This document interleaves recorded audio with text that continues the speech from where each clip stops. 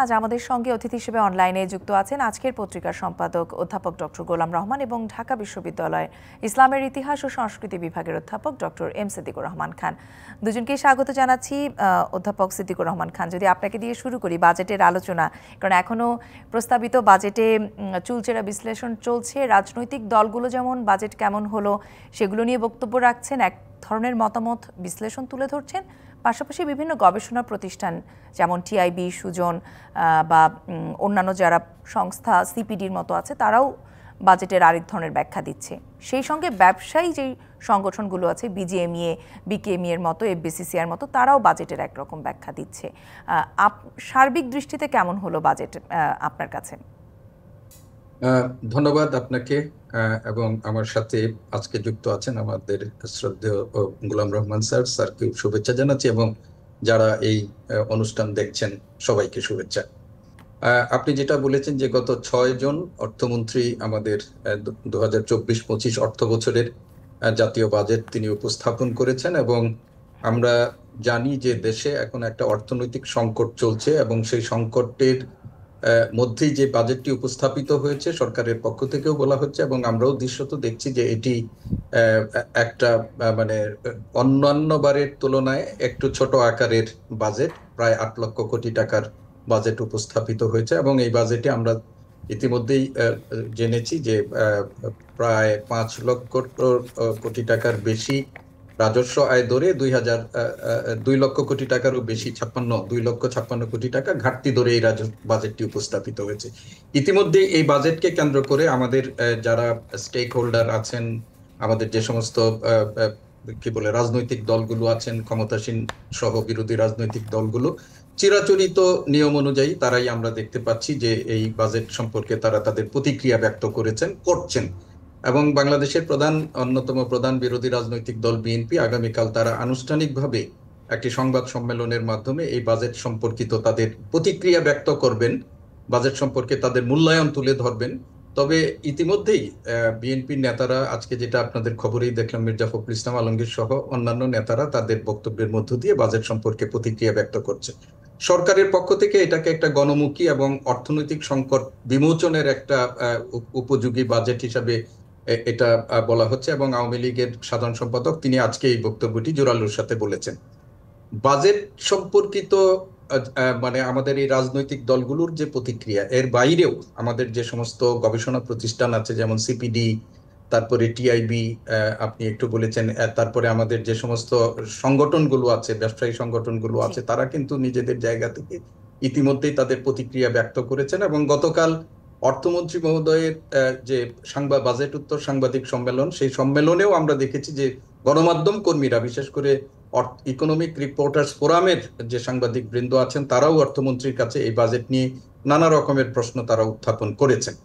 আমরা যদি সার্বিকভাবে এই বাজেটটিকে দেখি, এবং আমি যদিও অর্থনীতিবিদ নই, তবে একজন দেশের নাগরিক হিসাবে এবং অর্থনীতিবিদরা এই পর্যন্ত যে বিচার বিশ্লেষণ করেছেন, সেই বিচার বিশ্লেষণের মধ্যে একটা বিষয় আমার কাছে খুবই মানে চমকপ্রদ মনে হয়েছে যে এই বাজেটটাকে বলা হয়েছে যে এই বাজেটে ইচ্ছা তালিকা, অর্থাৎ সরকারের ইচ্ছা তালিকাটা অনেক বড়, পরিকল্পনা অনেক কম এবং এই বাজেটে সার্বিক যে কর কাঠামো বিন্যস্ত করা হয়েছে সেখানে সাধারণ মানুষের উপর, যারা অর্থনৈতিকভাবে সংকটের মধ্যে আছে, নানা মূল্যস্ফীতির কারণে আছে, তাদের উপর করের চাপ আরো বাড়বে, এই ধরনের বক্তব্য কিন্তু আছে এবং এই বক্তব্যটা আমার কাছে খুব মূল্য। সরকার অনেক ইচ্ছা এবং পরিকল্পনার কথা বলেছেন, এর মধ্যে মূল্যস্ফীতি থেকে শুরু করে সেইগুলোর মানে রোধ করার অনেক আশাবাদ তারা দেখিয়েছেন, আমাদের জিডিপির পরিমাণ একটা দেখিয়েছেন, তারপরে রাজস্ব আয়ের লক্ষ্যমাত্রা তারা দেখিয়েছেন। তো এই যে গুলো বক্তব্য তারা রেখেছেন, এইগুলো সরকারের ইচ্ছা এবং এই ইচ্ছা কতটুকু বাস্তবায়ন হবে এই নিয়ে ইতিমধ্যেই যারা এই অর্থনীতির বিশেষজ্ঞরা আছেন তারা প্রশ্ন উত্থাপন করেছেন। বাস্তবায়নের প্রসঙ্গে যেহেতু তুললেন, এই জায়গাতে একটি প্রশ্ন করতে চাই। অনেক বেশি সমালোচনা যে বিষয়টি নিয়ে হচ্ছে সেটি হচ্ছে যে কালো টাকা সাদা করার বা অপ্রদর্শিত অর্থ যেটি আছে সেটিকে যে বৈধতা দেবার একটি সুযোগ রাখা হয়েছে, যেটি বরাবর অন্যান্যবারও কিন্তু রাখা হয়ে থাকে। 4 কিন্তু বছর আগে রাখা হয়েছিল, 4 জি বছর আগে জি এই আমাদের। সরকারের তরফ থেকে কিন্তু তারা বলেছে যে কিছুটা হলেও যেন টাকা ব্যাংকিং চ্যানেলে আসে, এই সুযোগের মধ্য দিয়ে সেটি যেন হয়। কিন্তু অতীতে যতবারই সুযোগ দেওয়া হয়েছিল সেই সুযোগে কি আসলেই আমাদের অর্থনীতিতে কোনো লাভ হয়েছে বলে মনে হয়? দেখেন, করোনার সময়, এটি করোনা উত্তর যে বাজেট ছিল সেই সময় কিন্তু আমাদের একটা এই সুযোগ দেওয়া হয়েছিল, এবং সরকার 20,000 কোটি টাকার এটার বৈধতার কথা আমরা শুনেছি যে এই সেই সুযোগ নিয়ে 20,000 কোটি টাকার মতো এখানে হয়েছিল। এখন আমাদের বক্তব্যটি যেটি হচ্ছে সেটা হলো, ইতিমধ্যেই যেগুলো অর্থনীতি বলছেন, এইবার শুধু কালো টাকার সাদাকরণ নয়, আপনি আমাদের যে কর নীতি আছে সেই কর নীতির মধ্যেও কিন্তু একটা সংশোধনী এইবার যুক্ত করার প্রস্তাব করা হয়েছে। সেটি কিন্তু মারাত্মক। সেটি হচ্ছে যে এই কালো টাকা যারা 15% ভ্যাট মানে কর দিয়ে যারা সাদা করবেন, জি পরবর্তীতে দেশের কোনো প্রচলিত আইন বা কোনোভাবেই তাদের এই অর্থের উৎস সম্পর্কে কোনো রকমের প্রশ্ন উত্থাপন করা যাবে না। অর্থাৎ এক ধরনের এই কালো টাকা যারা তৈরি করেন, যা এরা এরা নিশ্চয়ই এগুলো কোনো রকমের বৈধ পন্থায় তারা এগুলো করেন না। তো এদেরকে এক ধরনের ইন্ডিমনিটি দেওয়ার একটা আইনগত মানে কি পদক্ষেপও কিন্তু গ্রহণ করা হচ্ছে। এটা যেমন সুশাসনের পরিপন্থী, আমাদের যে মানে একটা আইনের শাসন সেটার পরিপন্থী। জি এবং আরেকটা জিনিস যেটি সমালোচনা হচ্ছে, এবং অর্থমন্ত্রী মহোদয় এই ধরনের প্রশ্নের পরিপ্রেক্ষিতে কালকে মেজাজও হারিয়েছেন একাধিকবার তার বাজেট মানে উত্তর ইয়াতে, জি সেখানে হলো আপনি 15% তারা দিবেন 15% কর, আর আমরা যারা সাধারণ মানুষ যারা বৈধ আয়ের জন্য তারা দিবেন, তাদের সর্বোচ্চ 30% পর্যন্ত তাদের কর দিতে হবে, এবং তারা দিবেন ফ্ল্যাট 15% কর। একদিকে তারা তাদের অর্জিত অন্যায় অবৈধ কালো টাকাটা সাদা করার সুযোগ পাচ্ছেন, রাষ্ট্র সেটি করে দিচ্ছেন, সেই জি জন্য তাদেরকে একটা ইন্ডিমনিটি দেওয়ার সুযোগ তৈরি করে দেওয়া হচ্ছে। আর একটা হচ্ছে যে তাদেরকে এইখানেও তাদের একটা আর্থিক সুযোগ দেওয়া হচ্ছে। এখন এইটি আমার মনে হচ্ছে যে সরকার একটা নির্বাচন করেছে, একতরফা নির্বাচনের মধ্যে দিয়ে আসার পর আমরা 2009 সালে আবুল মুহিতের কাছে একটা বক্তব্য শুনেছিলাম যে এই ধরনের প্রসঙ্গ যখন এসেছিল তখন বলা হয়েছিল যে রাজনীতি হচ্ছে একটা কম্প্রোমাইজের একটা মানে খুব চমৎকার কম্প্রোমাইজের বিষয়, এবং সেইখানে সবাইকে নিয়ে কম্প্রোমাইজ করে চলতে হয়। এবং সেই ক্ষেত্রে আমার মনে হয় যারা এই জি অসাধু জি উপায়ে যারা কম্প্রোমাইজের কথা বলছিলেন। এক জি ধরনের কম্প্রোমাইজ করার জি প্রচেষ্টা আমি সরকার। এই জায়গাটিতে অধ্যাপক গোলাম রহমানের কাছে যেতে চাই যে বাজেটে এই যে একটি সুযোগ রাখা হলো বা এই যে একটি বিধান রাখা হচ্ছে সেটিকে এক ধরনের কম্প্রোমাইজ কিনা, বা এই কম্প্রোমাইজের মানে প্রভাব আসলে কতটা পড়বে? ধন্যবাদ। বিষয়টি হচ্ছে যে বাজেট যখন আসে প্রতিবারই দেখা যায় যে বাজেটের আলোচনা এবং সমালোচনা যেভাবে হয় তাতে করে মানুষের মধ্যে বাজেট সম্পর্কে একটা আতঙ্ক তৈরি হয়। মানুষ মনে করে বাজেট না থাকলে কি হয়, কিংবা বাজেট না হলে কি হতো। সাধারণ মানুষ কিন্তু অর্থনীতি বুঝে না।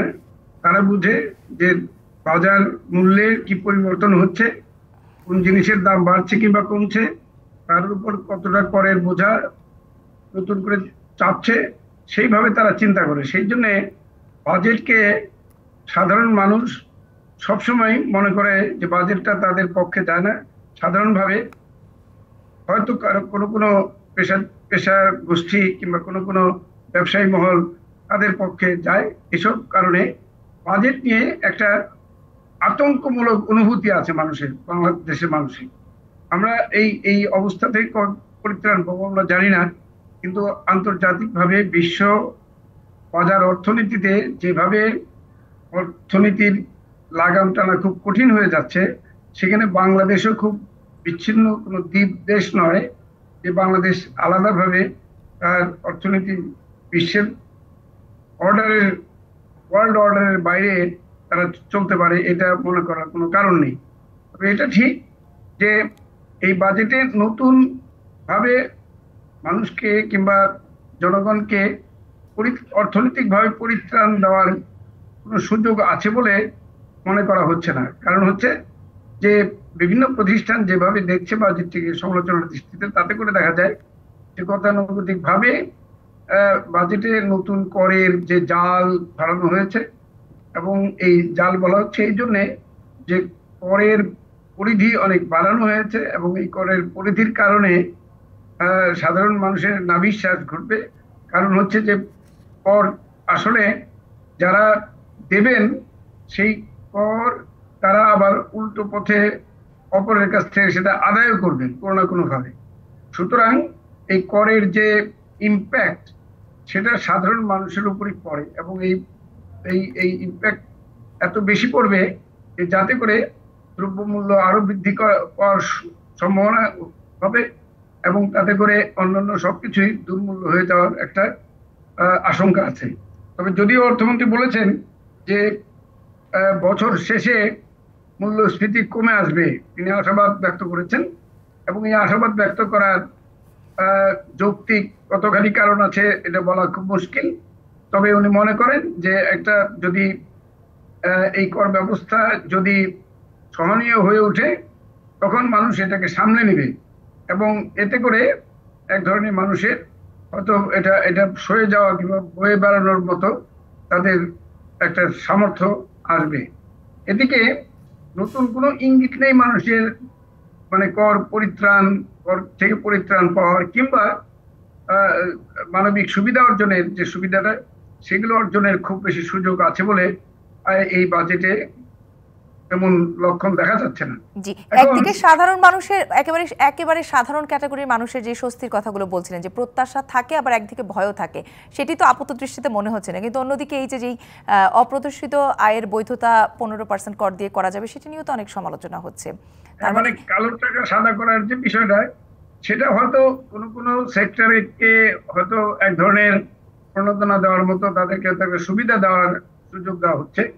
তবে এই অনিয়মকে নিয়মে পরিণত করার জন্য জাতিকে নিশ্চয়ই কোনো না কোনো ভাবে এটাকে পে করতে হবে, তাকে ভুগতে হবে। তবে আমরা দেখেছি যে কয়েক বছর পর পরে এই সুযোগ দেওয়া হয়ে থাকে, এবং এই সুযোগের ফলে অনেক কালো টাকাই সাদা হয়ে যায়। তাতে করে অন্তত পক্ষে যে টাকাটা প্রদর্শিত ছিল না সেই টাকাটা যদি জাতীয় অর্থনীতির যোগ হয় সেটা নিশ্চয়ই উন্নয়নে কার্যকর ভূমিকা রাখবে বলে আমরা আশাবাদ ব্যক্ত করতে পারি। আমরা মনে করতে পারি যে আমাদের অর্থনৈতিক কর্মকাণ্ডে সেই কালো টাকার পরিবর্তে সাদা টাকার একটা প্রভাব সৃষ্টি হবে, এবং সাদা টাকার প্রভাবে সার্বিক অর্থনীতি একটা বিস্তার ঘটবে। একদিকে যোগ হওয়ার যেমন একটা প্রত্যাশা থাকে, আরেকদিকে তো এই মানসিকতাও তৈরি হয় যে ঠিক আছে তাহলে তো অপ্রদর্শিত অর্থ যেভাবেই হোক উপার্জন করে পার পেয়ে যাওয়ারও কিন্তু একটি মন মানসিকতা বা কালচার তৈরি হয়ে যায়। সেটা তো অবশ্যই, কারণ হচ্ছে যে মানুষের মধ্যে এক ধরনের লুকিয়ে থাকার অপরাধ প্রবণতাটাকে কোনো না কোনো ভাবে স্বীকৃতি স্বীকার করে না। একই সাথে মানুষের মধ্যে যে ইল মোটিভ থাকে কিংবা দুরভিসন্ধি থাকে কিংবা অন্যায় দুর্নীতি করার যে এক ধরনের মানসিক স্পৃহা থাকে সেটাই কোনোভাবে স্বীকার করে নেওয়ার একটা প্রবৃত্তি। সুতরাং এটি যে খুব একটি ইতিবাচক দৃষ্টিভঙ্গি জাতীয় জীবনে তা কিন্তু নয়, কারণ আমরা জানি যে আমাদের মানবিক কল্যাণে কিংবা দেশের মানুষের স্বার্থে কাজকর্মে যতখানি সাদা অবস্থায় কিংবা পরিষ্কার উপস্থাপন করা যায় এরকম যদি আমরা অর্থনৈতিক কর্মকাণ্ড, সামাজিক কর্মকাণ্ড, রাজনৈতিক কর্মকাণ্ড সেমনভাবে আমরা পরিবেশন করতে পারতাম তাহলে হয়তো আমাদের জীবন জীবিকা, আমাদের জীবনের মান সবকিছু একটা উন্নত অবস্থায় যেতে পারত। কিন্তু সেই জায়গাটা থেকে আমরা কিন্তু সেভাবে সেটা করতে পারছি না। আমরা একটা স্বাভাবিকতাকে অস্বাভাবিকতায় নিয়ে যাচ্ছি, আবার অস্বাভাবিকতা থেকে সেটাকে আবার স্বাভাবিক করার চেষ্টা করছি। বিষয়টা এরকম। জি, ডক্টর এম সিদ্দিকুর রহমান খান, আমাদের প্রধানমন্ত্রী প্রতিবেশী দেশ ভারতের প্রধানমন্ত্রীর আগামীকাল শপথ গ্রহণ আছে, সেটি সেখানে উপস্থিত হবার জন্য তিনি নয়াদিল্লি গিয়েছেন। এই যে দুই দেশের প্রতিবেশী দুই দেশের অনেক সম্পর্কের উন্নয়ন হয়েছে এবং সরকারেরও আমরা দেখলাম ধারাবাহিকতা রয়েছে দুই দেশেই, তাতে করে এই সম্পর্ক উন্নয়নের ধারাবাহিকতাও ভবিষ্যতে আমরা প্রত্যাশা করতে পারি কিনা? দেখুন, ভারতের নির্বাচন হয়ে গেছে, লোকসভা নির্বাচন, এবং সেই নির্বাচনের ফলাফল গত মঙ্গলবার 5 তারিখে ঘোষিত হয়েছে। এবং বাংলাদেশেও আপনারা বলেছেন দুই দেশের সরকারের ধারাবাহিকতা, তবে দুই দেশের নির্বাচন প্রক্রিয়ার মধ্যে অনেক ফারাক আছে। ভারতে যে নির্বাচনটি সম্প্রতি হয়ে গেল সেই নির্বাচনের ফলাফল আমরা যদি দেখি, সেই ফলাফলে নরেন্দ্র মোদীর নেতৃত্বাধীন জোট তারা মানে অন্য সময়ের চেয়ে এই নির্বাচনী ফলাফল তাদের বিপক্ষে গেছে, এবং তাদের বিরুদ্ধে যে ইন্ডিয়া জোট তারা কিন্তু খুব ভালো করেছে। এবং নরেন্দ্র মোদী তিনি সংসদে তার যে নিরঙ্কুশ সংখ্যাগরিষ্ঠতা সরকার গঠনের জন্য সেটির লক্ষ্যমাত্রাও তারা পূরণ করতে পারেনি। ফলে একটা কোয়ালিশন সরকার গঠিত হতে যাচ্ছে জোটের মধ্যে, এবং সেই একটু আগে আপনাদের খবরে বলেছেন যে মন্ত্রিপরিষদ হয়তো ঘোষিত হবে, এবং সেই মন্ত্রিপরিষদে চন্দ্রবাবু নাইডু এবং নীতিশ এর যে দল, সেখানেও তারা গুরুত্বপূর্ণ মন্ত্রক দিয়ে নরেন্দ্র মোদী তার সরকার তৃতীয় দফায় প্রধানমন্ত্রী তার নেতৃত্বে সরকার গঠিত হবে। তবে দুই দেশের যেটি আমরা বলছিলাম যে নির্বাচন প্রক্রিয়ার মধ্যে যেমন বিস্তর ফারাক আছে, আমাদের সরকারের ধারাবাহিকতা রয়ে গেছে, কিন্তু আমাদের বাংলাদেশের নির্বাচনী প্রক্রিয়া, নির্বাচন ব্যবস্থা নিয়ে আমাদের বিস্তর প্রশ্ন এবং জাতীয় এবং আন্তর্জাতিক। আরেকটা জিনিস দেখেন, দুই দেশেই কিন্তু আমাদের সংসদীয় সরকার পদ্ধতি আছে, কিন্তু বাংলাদেশের যে সংসদীয় সরকার পদ্ধতি, সেই সরকার পদ্ধতিতে গত 3 বছর গত তিনটা নির্বাচনে আপনারা দেখেছেন যে সংসদ অব্যাহত রেখেই পরবর্তী সংসদ নির্বাচন অনুষ্ঠিত হয় এবং সরকার মানে কি বলে শপথ গ্রহণ করে। কিন্তু ভারতবর্ষে আপনি দেখেন যে সংসদ মানে সরকার গঠনের আগেই সংসদ ভেঙে দেওয়া হয়েছে। সেখানে আমাদের যে গণতান্ত্রিক ব্যবস্থার পরিপূর্ণ একটা চর্চা সেখানে আছে, যেটি আমাদের দেশে নেই। এখন দুই দেশের মধ্যে সম্পর্কের ক্ষেত্রে আমাদের বর্তমান যে ক্ষমতাসীন রাজনৈতিক দল আওয়ামী লীগ আছে, সেটার সাথে ভারতবর্ষের একটা ঐতিহাসিকভাবেই তাদের মধ্যে একটা সম্পর্ক মানে ভালো থাকে, এবং গত নির্বাচনেও বর্তমান সরকারকে ক্ষমতায় রাখার জন্য, দলকে ক্ষমতা রাখার জন্য ভারতের পক্ষ থেকে যে একটা ভূমিকা রাখা হয়েছে সেটাও আমাদের সকলেরই জানা। এবং মাননীয় প্রধানমন্ত্রী গেছেন সেখানে এবং সেই শপথ অনুষ্ঠানে যোগদান করবেন। আমরা আশা করি যে ভারতের সাথে তাদের যে সম্পর্ক, বাংলাদেশের যে সম্পর্ক, সেই সম্পর্কের ধারাবাহিকতা রক্ষিত হবে। তবে এইবার যেহেতু নরেন্দ্র মোদীর সরকার একক সংখ্যাগরিষ্ঠতায় নেই, নরেন্দ্র মোদীর সরকারও কিন্তু এখন অনেক চাপের মধ্যে থাকবেন। চন্দ্রবাবু নাইডু এবং নীতিশ যে ভারতীয় রাজনীতিতে তাদের যে অবস্থান আমরা লক্ষ্য করি, সেই অবস্থান যদি বহাল থাকে তাহলে এইবারের সরকারটা নরেন্দ্র মোদীর জন্য খুব স্বস্তিকর সবসময় হবে না। ফলে ভারতবর্ষের সাথে আমরা দেখেছি যে তিস্তা চুক্তির মতো চুক্তি সম্পাদনে মমতা ব্যানার্জির বিরোধিতার কারণে কেন্দ্রীয় সরকার সেটি পারে নাই। তো এই বছর আমাদের ভারতের সাথে অভিন্ন স্বার্থ সংশ্লিষ্ট অনেক বিষয়ে নরেন্দ্র মোদী তিনি তার এবং বিজেপির যে নীতি হবে সেই তার সাথে জোটের নীতির সেইটা একই রকম হবে কিনা এবং সেইটা তার দেশের রাজনীতিতে কিভাবে ক্ষেত্রে হবে এটা আমাদের অপেক্ষা করতে হবে। তবে ভারতের রাজনীতিতে বাংলাদেশ বিষয়ক পররাষ্ট্রনীতির ব্যাপারে সমীকরণে কিছুটা গত টার্মের মতো হয়তো এতটা স্মুথ হবে না, যেটা আপনি বলার চেষ্টা করেছেন। আমি এ ব্যাপারে একটু অধ্যাপক গোলাম রহমানের কাছে শুনে আসতে চাই, যেটি বলছেন যে মোদী সরকার হয়তো এবার কিছুটা অস্বস্তিতে থাকতে পারে জোট নিয়ে। সেই অস্বস্তিতে বাংলাদেশের সাথে যে সম্পর্ক, সেখানে স্বস্তিতে কোনো ঘাটতি হবে কিনা?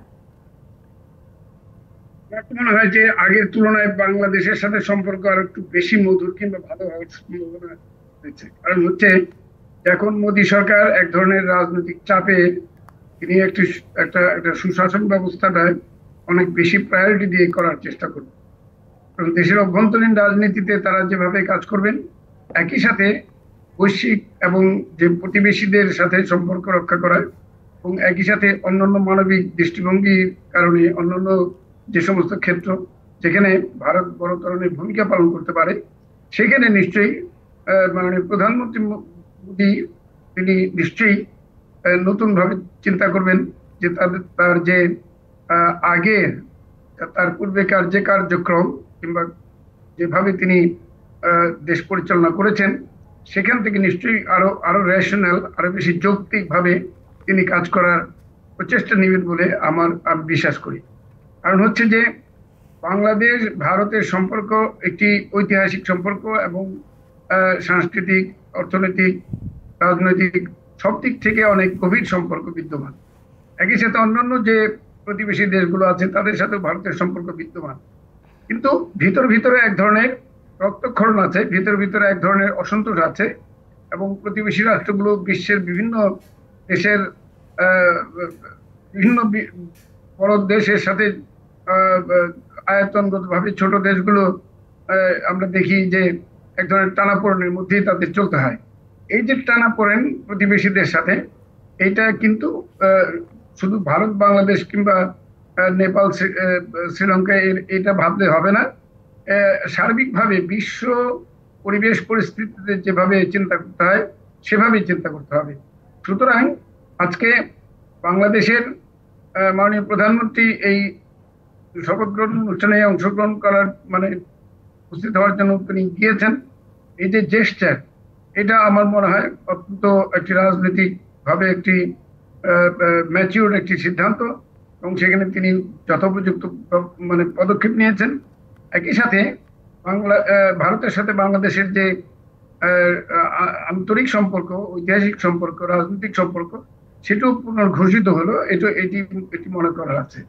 আমরা যদিও কোনো ভাবে কোনো কারণে রাজনৈতিক অর্থনৈতিক দৃষ্টিভঙ্গিতে দেখি ভারতের দৃষ্টিভঙ্গির কারণে বাংলাদেশের মানুষ অনেক ইস্যুতে তারা ক্ষোভ প্রকাশ করে, অসন্তুষ্ট হয় ইত্যাদি, কিন্তু সেই জায়গাগুলিতে তাদের আমার মনে হয় উভয় দেশই অনেক বেশি আন্তরিকভাবে কাজ করার সুযোগ পাবে, এবং তারা এই কাজ করে অন্ততপক্ষে আন্তর্জাতিকভাবে বাংলাদেশের নাগরিকদের সাথে ভারতীয় নাগরিকদের যে সম্পর্ক, সুসম্পর্ক, এবং ভারতের রাষ্ট্রীয় কাঠামোতে যে সুযোগ সুবিধাগুলোকে আমরা উভয় ক্ষেত্রে আমরা ব্যবহার করতে পারি। দুই নেতার কিন্তু একান্তে একটি বৈঠকেরও শিডিউল আছে, তাই আমরা প্রত্যাশা রাখতেই পারি যে সেখান থেকে নিশ্চয়ই ভালো কোনো সিদ্ধান্ত, ভালো আলোচনা বা সম্পর্কের যে উন্নয়নের কথা বলছি সেটি আরেক ধাপ উপরে যাবে।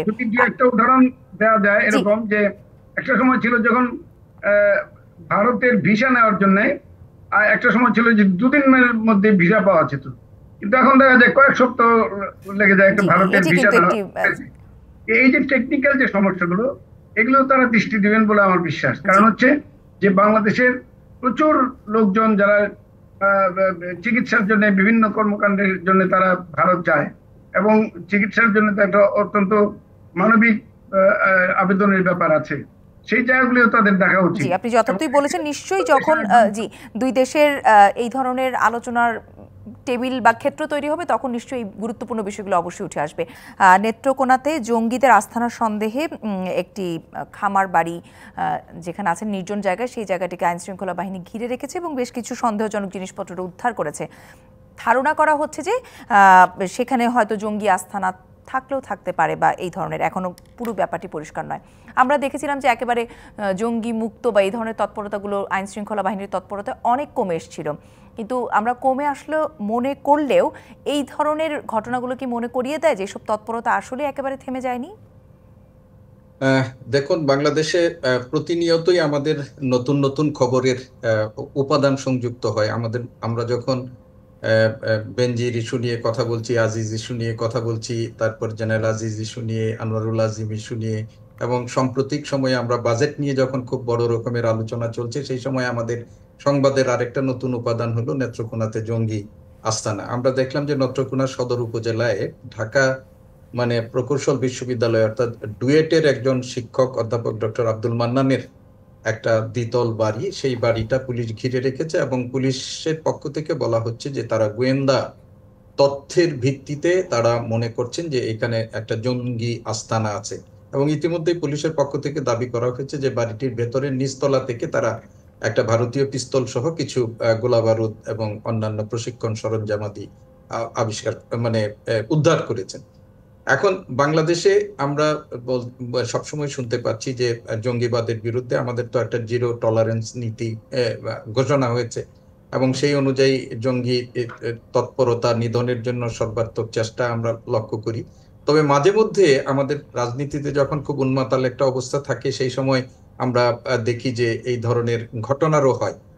হতে পারে যে রাজনীতিতে নানা রকমের সমীকরণ নিয়ে যখন খুব মানুষ ব্যস্ত থাকে, সেই সময় জঙ্গিরাও আবার মাথাচাড়া দিয়ে উঠে, এবং সেইখানে তাদের দমন করার জন্য পুলিশ বাহিনী, আইন শৃঙ্খলা রক্ষা বাহিনীর তৎপরতা আমরা লক্ষ্য করি।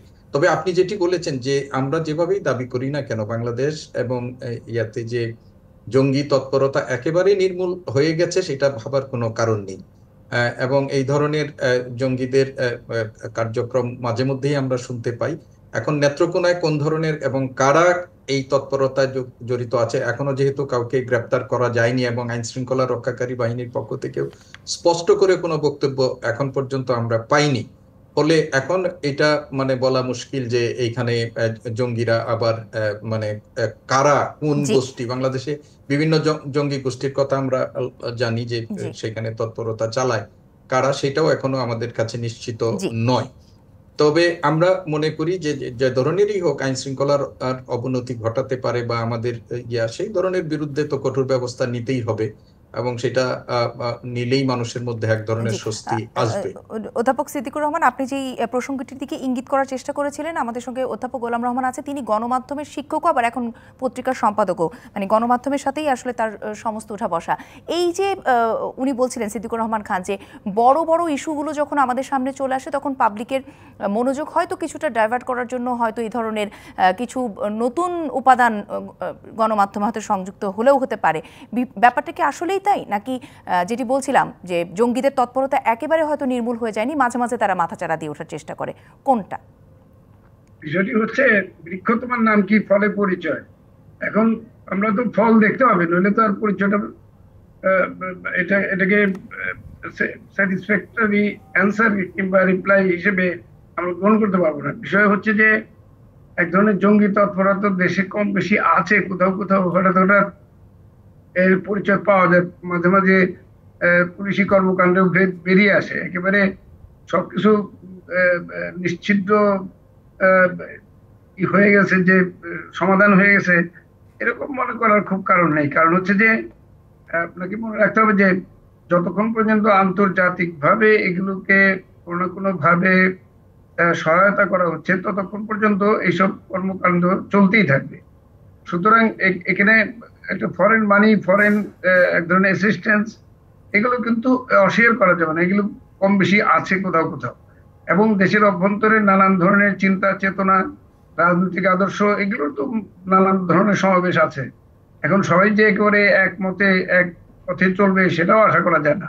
একটা প্লুরালিস্টিক সোসাইটিতে আপনাকে বুঝতে হবে যে নানা মতের নানা চিন্তার লোকজনকে নিয়েই বসবাস করতে হবে। তবে এটা ঠিক, আমাদের রাষ্ট্রীয় আদর্শিক দৃষ্টিভঙ্গি থেকে যেগুলোকে আমরা অ্যালাউ করবো কিংবা যেগুলোর প্রতি আমরা সংবেদনশীল, আমরা সেই সমস্ত রাজনৈতিক মতবাদ, রাজনৈতিক দৃষ্টিভঙ্গিকে আমরা তাদের সাথে তাল মিলিয়ে চলবো। কিন্তু তার মানে এই নয় যে জঙ্গি কিংবা উগ্রবাদী, যেগুলো আমাদের সমাজকে ধ্বংস করবে, নষ্ট করবে, আমাদের স্বাধীনতাকে এক ধরনের হুমকির মুখে ঠেলে দিবে বা আমাদের রাষ্ট্রীয় অবস্থানকে হুমকির ঠেলে দিবে, সেই বিষয়গুলোকে আমাদের অবশ্যই যথেষ্ট গুরুত্বের সাথে মোকাবেলা করতে হবে। কোনোভাবে আসলে মানে ছোটখাটো বিষয় বলে জি উড়িয়ে দেবার উপায় নেই। অনেক অনেক ধন্যবাদ আজকের আলোচনায় যুক্ত হবার জন্য এবং অংশ নেবার জন্য। এখানে আজ শেষ করছি আলোচনা। এই ছিল নিটোল টাটা নিবেদিত সংবাদ সম্প্রসারণে। ডিবিসির সঙ্গেই থাকুন।